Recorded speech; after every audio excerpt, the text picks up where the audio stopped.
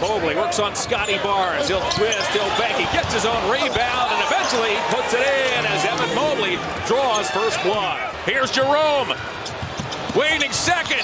Mobley dunks it. What an ending to the opening half. I made this video very early on last year. Might have been a bit too early to make it, but now I am very confident saying that Evan Mobley has taken the leap. Kenny Atkinson has made him aggressive, he doesn't look timid at all, and in game 1, he looked like a guy that could play at an all-NBA level this season. He was of course already there defensively last year, but if he can add that level of offensive game, that makes him one of the most well-rounded players in the entire league. There's honestly not too many guys in the NBA I would take on my team over an aggressive Evan Mobley. But anyways, besides that, the Cleveland Cavaliers as a team went into Toronto for game 1 and absolutely dominated from the second quarter to the final buzzer. And the first quarter was not too shabby either. They were just feeling out what the Raptors were trying to do, which was being a scrappy bunch that was gonna AAU full court press and a bunch of other stuff. But once the Cavs cracked the code, it was clear they were the more talented team. And the defense of Evan Mobley really took over. So in this video, I'm gonna break down Evan Mobley's performance,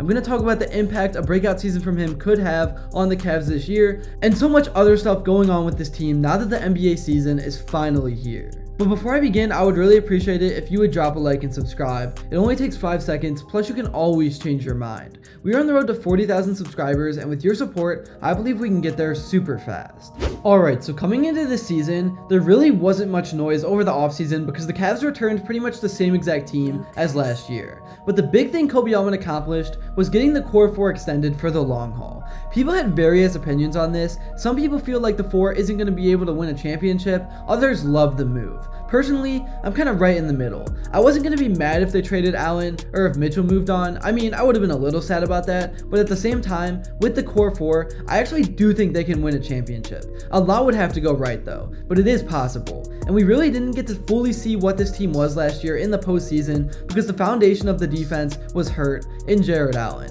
And then for the second half of the Celtics series, Donovan Mitchell was hurt. And then Darius Garland really was just a complete mess all year long, starting in game 1 when he got slapped in the face in Toronto. But unfortunately already, from just one game, I can tell he didn't really improve. He's not the scorer he used to be, he just doesn't play with that same spark that he did back in the Ricky Rubio era.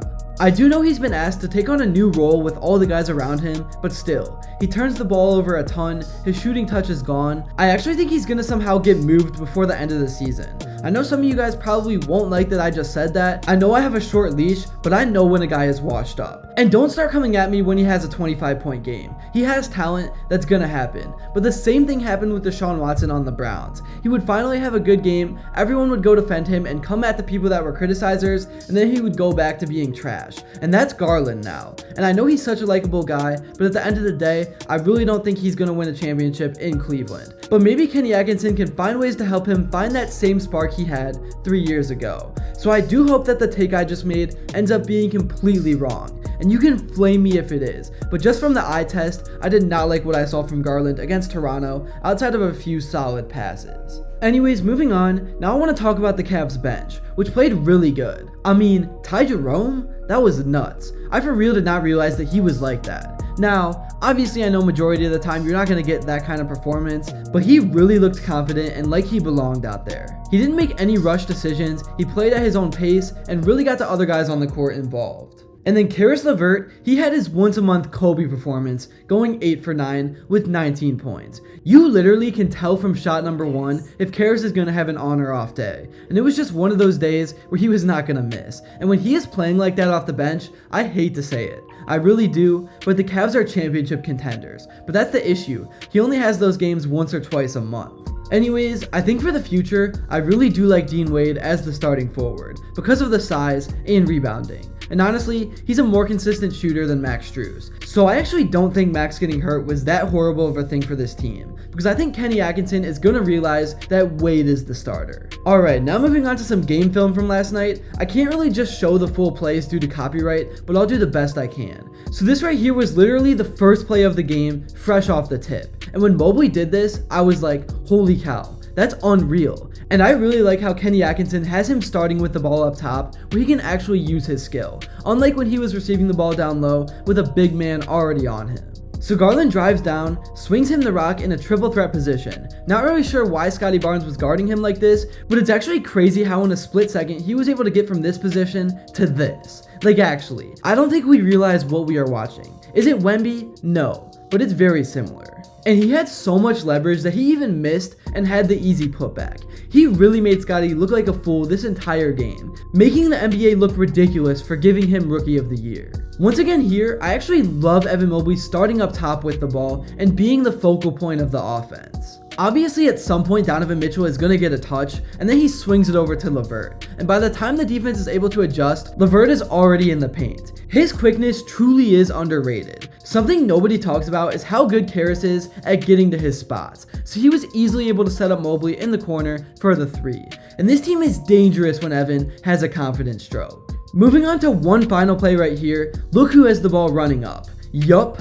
I mean, coast to coast from a 7-footer is just nasty work. All facets of Mobley's game were on full display in this one, and I love the way that Kenny Atkinson and Donovan Mitchell got him involved. And Evan is going to have to keep that same mindset, even on a bad night. He needs to just keep putting up shots. He needs to have a short memory, because he is just so talented, and the team needs to run through him. Anyways, moving on, now let's talk about Donovan Mitchell, because I really have not gone too deep on him yet, and he's of course the superstar that leads this team, and will be leading this team over the next couple of years after signing that extension when the entire world thought he was leaving.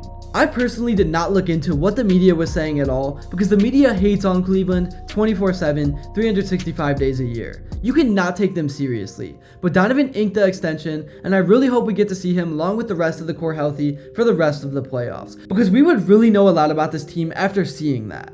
Again, I don't want to do what I've done in years past. I'm not going to straight up overreact to just one game. I'm not going to say this team is an instant contender, but from a basketball standpoint, I really liked what I saw in game 1. Here's what some of the guys on the team had to say in their post-game interviews. But really composed, you know. They started pressuring him early. He turned it over, and he really settled into his game. So heck of a game by Evan. The team as a whole and what you guys accomplished tonight, again, what's that thing that really sticks with you? I thought the defense got us going. I thought we started turning them over, really active. Our rim protection was elite, as always, with JA and Evan. And then, I thought we moved the ball well against their, packed in defense. We knew they were going to pack the paint. I thought we did a good job of spraying it, making the extra pass. That's really all I got for this video. Thank you all so much if you made it to this point, and if you enjoyed it and haven't yet, please be sure to drop a like and subscribe, because your support truly does mean the world. And also let me know what you would like to see next, and until then, I will see you all later.